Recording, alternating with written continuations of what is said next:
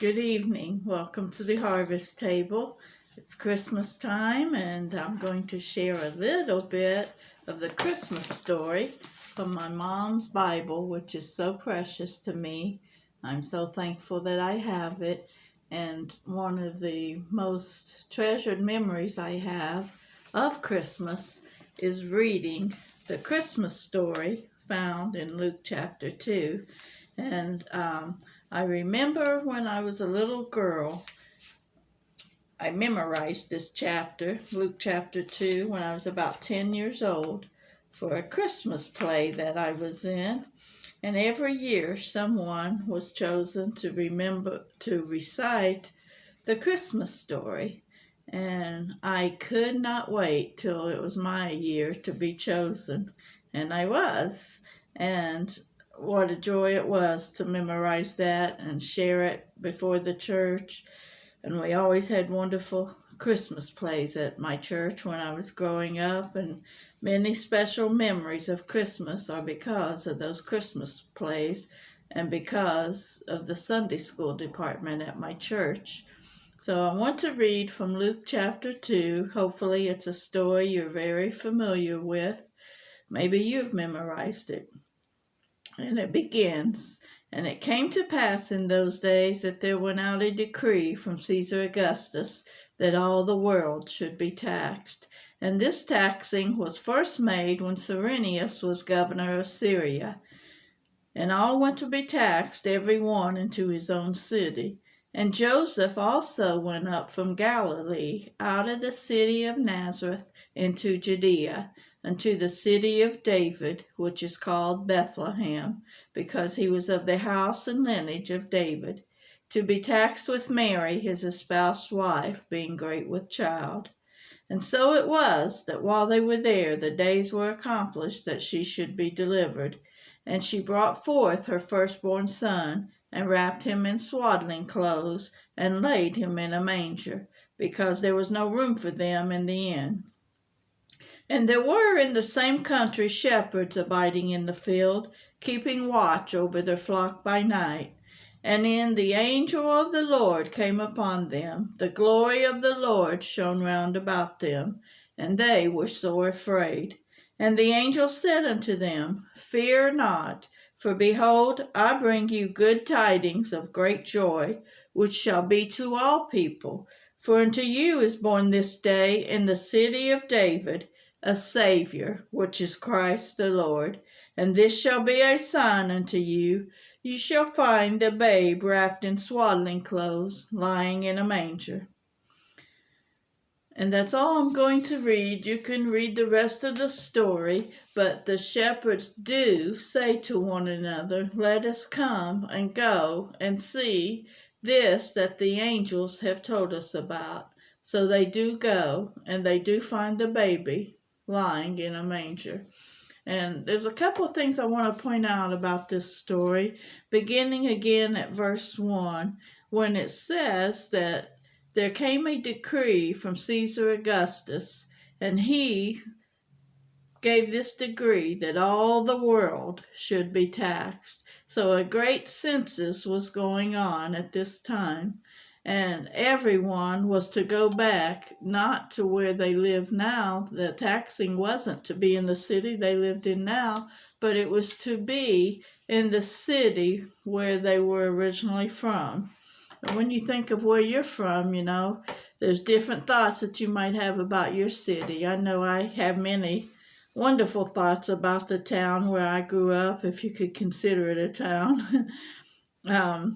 It was a small town, that's for sure, but a very special place in my heart because of many wonderful memories from being in that town. Some not so wonderful, but mostly wonderful.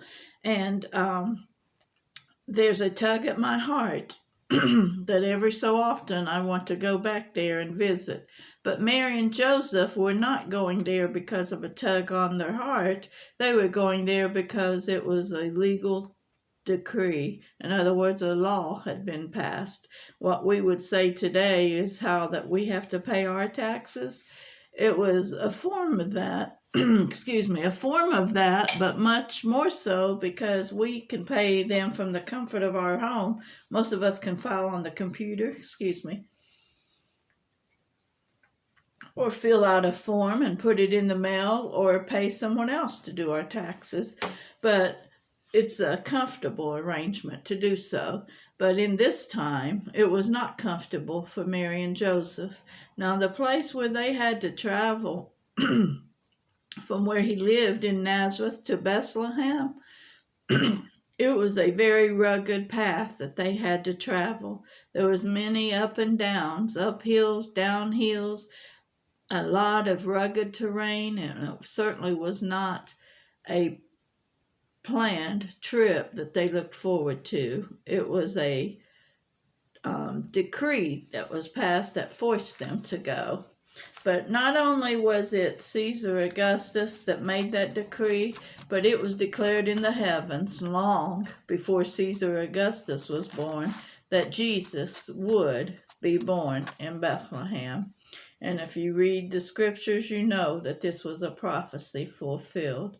And Caesar Augustus reigned for 41 years, but in those 41 years, he never made history like he would make it now with this decree, because this part in history for him changed the world.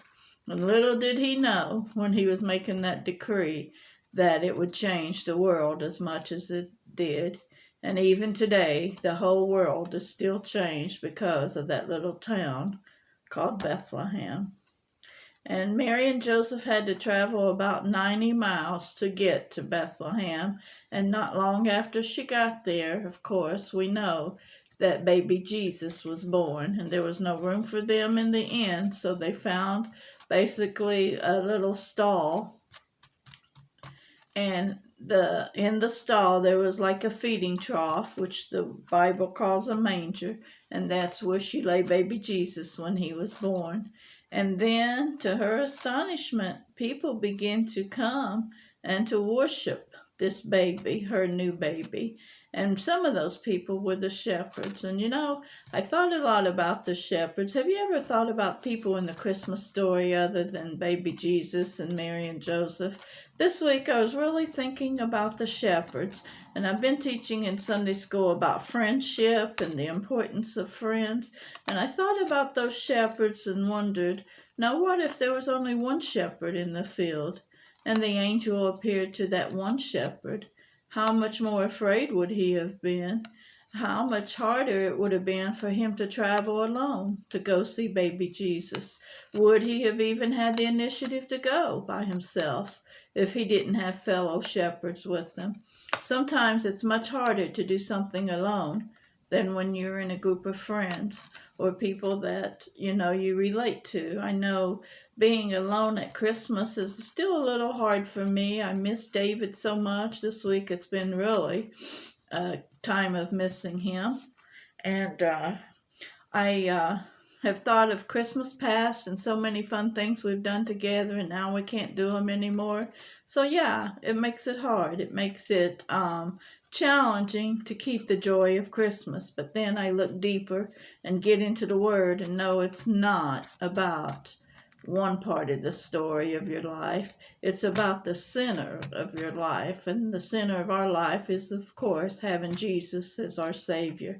And that's where we want to focus this year. And I was just wondering, as you prepare for Christmas, are you taking time for the Christmas story?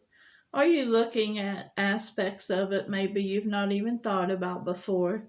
Are you looking at the other people in the story? Are you looking at their faithfulness, the important role they played? And look at your own story. Are you being faithful in the role God has called you to fulfill?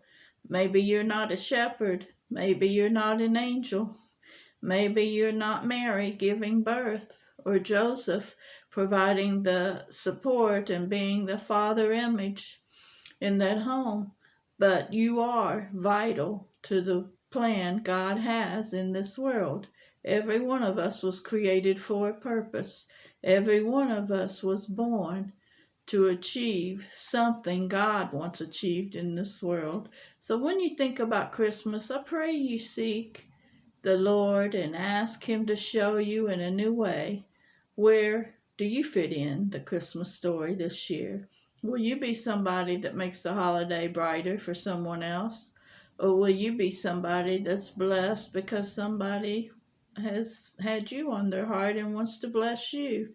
No matter where you fit in, just like Jesus, there's a place for you and I.